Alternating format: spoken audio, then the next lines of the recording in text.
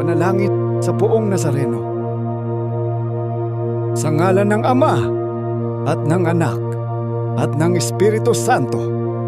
Amen.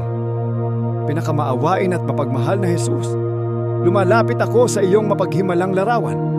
Dala ang bigat ng aking mga kasalanan at pagkukulang, ngunit puno ng pag-asa sa iyong awa at habag. Pinasan mo ang mabigat mong krus patungo sa Kalbaryo.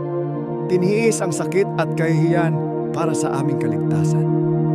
Sa iyong mapagmahal na sakripisyo, itinuro mo sa amin ang lalim ng pagmamahal ng Diyos.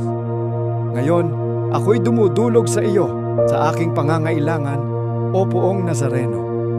Bigyan mo ako ng tapang at lakas upang pasanin ang aking sariling krus araw-araw. At sundan ka ng may pananampalataya at pagtitiwala. Panginoong Hesus, hipuin mo ang aking puso at pagalingin mo ako. Ipagkaloob mo sa akin ang biyayang kailangan ko upang mapagtagumpayan ang mga hamon sa buhay.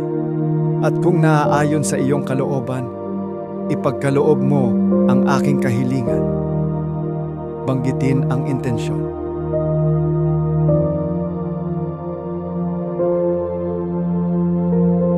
Sa ngalan ng Ama at ng Anak at ng Espiritu Santo. Amen.